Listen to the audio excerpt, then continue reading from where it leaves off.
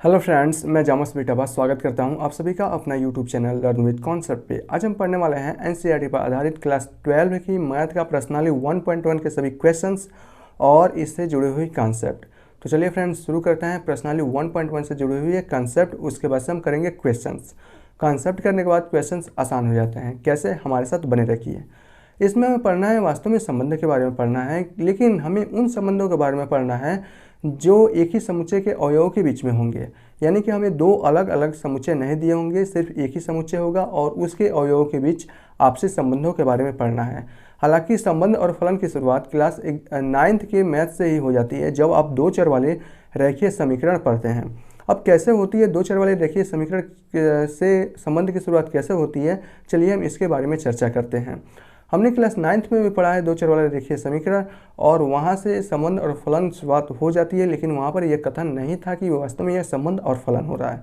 लेकिन यहाँ पर हम पढ़ने वाले हैं कि कैसे दो चर वाले रेखीय समीकरण की सहायता से संबंध और फलन निरूपित किए जाते हैं। चलिए, अगर आपके पास दो चर वाले रेखीय समीकरण हैं, जैसे कि मान लीजिए हमारे पास दो चर वाले रेखीय समीकरण है y = x+2।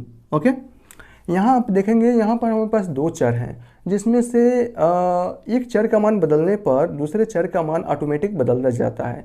यानी कि एक चर ये डिपेंड करता है कि दूसरे चर का मान क्या होनी चाहिए। जैसे यहाँ पर x का मान आप लोग बदलेंगे तो y का मान ऑटोमेटिक बदलता जाएगा। जैसे अगर मैं लिख देता हूँ x का मान 1, तो यहाँ पर y का मान, जब x का मान 1 रखेंगे तो y का मान 1 और 2 3 हो जाएगा, और x का मान मैं लिखता हूँ 2, तो y का मान आप लिखेंगे यहाँ पर हो जाएगा 4। x का मान 3 रखने पर y का मान हो जाएगा 5, और x का मान 4 रखने पर y का मान हो जाता है 6। इस प्रकार देख रहे हैं कि एक चर यह डिसाइड कर रहा है कि दूसरे चर का मान क्या होगा।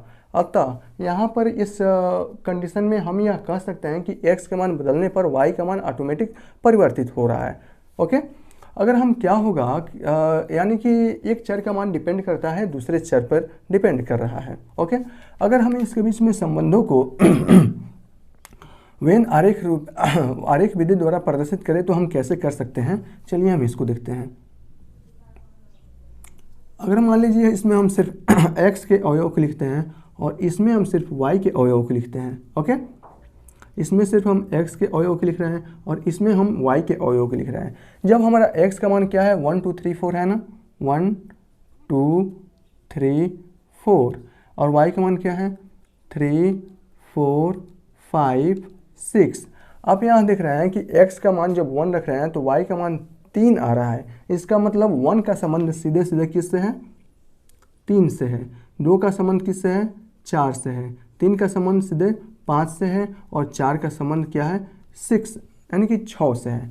इस प्रकार अगर हमारे पास दो फलन दिए हैं तो दो फलनों के बीच में जो अवयव होते हैं उसके बीच में संबंध को ऐसे निरूपित किया जाता है। बहुत ही अच्छी विधि से हमने इसको समझा है। अब लेकिन हमें जिस संबंध के बारे में पढ़ना है वो है एक ही समुच्चय के बीच में आपसी संबंधों के बारे में। यानी कि यहाँ पर हमारा दो अलग अलग समुच्चय हैं। यानी कि एक समुच्चय है जिसके अवयव हैं 1 2 3 4, दूसरे समुच्चय है जिसके अवयव है 3 4 5 6। लेकिन क्या होगा अगर हमारे पास दो एक ही समुच्चय के अवयव हों, यानी कि यह हमारा एक समुच्चय है, यह हमारा एक समुच्चय है, और इसके बीच में अवयव है 1 2 3 4, और चूंकि एक ही प्रकार के समुच्चय हैं इसलिए इसके अवयव भी होंगे 1 2 3 4। हमें इस समुच्चय के बीच में संबंधों को पढ़ना है। तो इसमें यहाँ पर जो संबंध होते हैं, एक ही समुच्चय के बीच में जो संबंध होते हैं वो 3 प्रकार के संबंध होते हैं। अब ये 3 प्रकार के कौन कौन से संबंध हैं? एक होता है स्वतुल्य संबंध, एक होता है सममित संबंध, और एक होता है संक्रामक संबंध। वास्तव में स्वतुल्य क्या होता है, सममित क्या होता है जिसे सिमेट्रिक बोलते हैं, और संक्रामक क्या होता है। ओके, अगर हम यहाँ पर देखें कि किसी समुच्चय के एक ही अवयव का खुद से संबंध हो, यानी कि अगर हम कहें 1 का संबंध 1 से हो, 2 का संबंध 2 से हो, यानी कि 3 का संबंध 3 से हो, और 4 का संबंध 4 से हो, तो हम इस प्रकार कह सकते हैं कि यह संबंध हमारा स्वतुल्य संबंध है। यानी कि समुच्चय के अवयव का खुद से संबंध है तो हम कहेंगे यह हमारा स्वतुल्य संबंध है। दूसरा होता है सममित संबंध, यानी कि समुच्चय का किसी भी दो समुच्चय का संबंध एक दूसरे से है। जैसे मैं आपसे कहूँ ये आपका हो गया स्वतुल्य संबंध, स्वतुल्य हो गया। ओके, अब हम पढ़ने चाहते हैं सममित संबंध। जैसे अगर हमारे पास ये एक समुच्चय है, ये हमारे पास दूसरा समुच्चय है जिसके अवयव मान लीजिए 1 2 3 हैं, इसके अवयव भी 1 2 3 हैं। यदि आपका 1 का संबंध 2 से है तो 2 का संबंध भी अगर 1 से हो रहा है, इस कंडीशन में ये जो संबंध होंगे वो हमारा सममित संबंध होंगे, सममित संबंध होंगे। इसी प्रकार मान लीजिए अगर 3 का संबंध 2 से है तो 2 का संबंध भी 3 से होना चाहिए। इस कंडीशन में हम यह कह सकते हैं कि ये हमारा सममित संबंध है। ओके, हालांकि अभी हम इसको सिर्फ ऐसे कॉन्सेप्ट के तौर पे बता रहे हैं, लिखने का तरीका इसको अलग होता है, उसको हम लोग लिखेंगे अलग वे से लिखेंगे। तब तक के लिए आप ये समझिए, ये आपका पहला हुआ जो स्वतुल्य था, ये आपका दूसरा हुआ जो सममित था। अब हम देखना चाहते हैं कि संक्रामक संबंध क्या होता है। ओके, संक्रामक संबंध के लिए आपको यहाँ से समझिए, अगर मान लीजिए आपके पास एक समुच्चय है, यह मान लीजिए आपके पास दूसरा समुच्चय है जिसके अवयव मान लीजिए 1 2 3 4 हैं, इसके भी अवयव 1 2 3 4 होंगे क्योंकि हम बात कर रहे हैं समान समुच्चय की। ओके, यानी कि एक ही समुच्चय के अवयव का खुद के प्रति संबंध क्या होता है इसके बारे में हम चर्चा कर रहे हैं। यदि मान लीजिए 1 का संबंध 2 से है, ओके, और 2 का संबंध मान लीजिए 3 से है, तो 1 का संबंध भी 3 से होना चाहिए। इस कंडीशन में हम ये कह सकते हैं कि ये संक्रामक संबंध है। कहने का मतलब यदि 1 का संबंध है 2 से और 2 का संबंध है 3 से, यहाँ देखिए 1 का संबंध है 2 से और 2 का संबंध है 3 से, तो 1 का संबंध भी अगर 3 से हो जाए उस कंडीशन में हम ये कहेंगे ये हमारा संक्रामक संबंध है। इसी प्रकार यहाँ देखिए, यदि 5 का संबंध है मान लीजिए 6 से है और 6 का संबंध मान लीजिए 7 से है, इस कंडीशन में यदि 5 का संबंध 7 से हो रहा है तो हम कहेंगे ये हमारा संक्रामक संबंध है।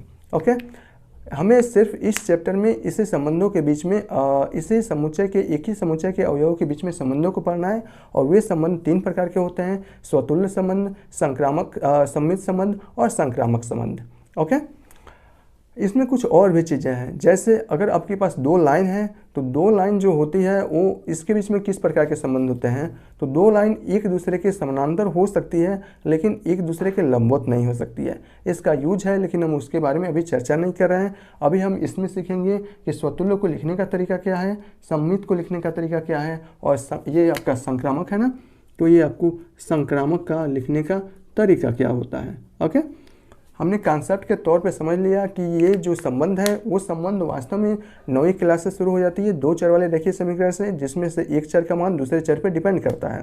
ओके, और संबंध कितने प्रकार के होते हैं, कब, जब आपका एक ही समुच्चय के बीच में संबंधों को दर्शाना हो तब उस कंडीशन में जो संबंध होते हैं वो आपके 3 प्रकार के होते हैं: स्वतुल्य, सममित और संक्रामक।